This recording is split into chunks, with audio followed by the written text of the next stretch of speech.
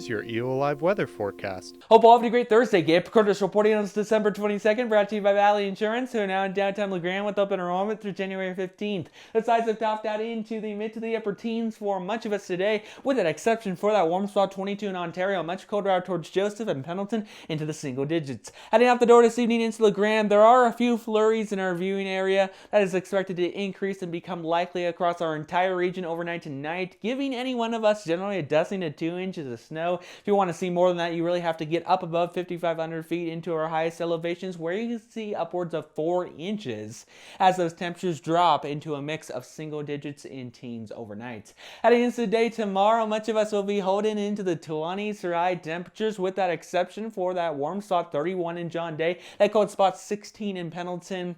Much of us could see an additional dusting of 3 inches of snow, with more than that once you get up above Tollgate and into our highest terrain with upwards of 6 inches. But the bigger story will be the potential for sleet and freezing rain. Imagine there's a diagonal line covering the Grand Ronde Valley in John Day Basin.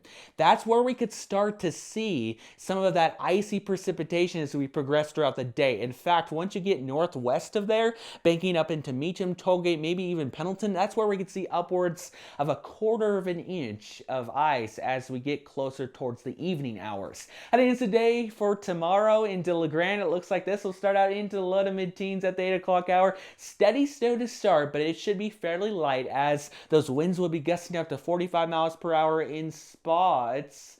During the day, I'm expecting more of that scatter moisture, but then that opens up the door for those showers to be a little bit more moderate, starting to snow, but we could see a transition into a bit of an icy mix late day. In fact, steady moisture is expected to develop by the 8 o'clock hour. That's where I'm expecting more of that ice mixing in with that snow as those highs reach the mid-20s into the evening, as those southerly winds gradually back off overnight, dropping those temperatures into lower 20s overnight. There may be a few flurries left over into Christmas Eve, but we ought to be mainly dry until hit late day. That's our next round of steady precipitation that looks to bring a mix of rain and ice into the evening as those highs warm into the upper 30s.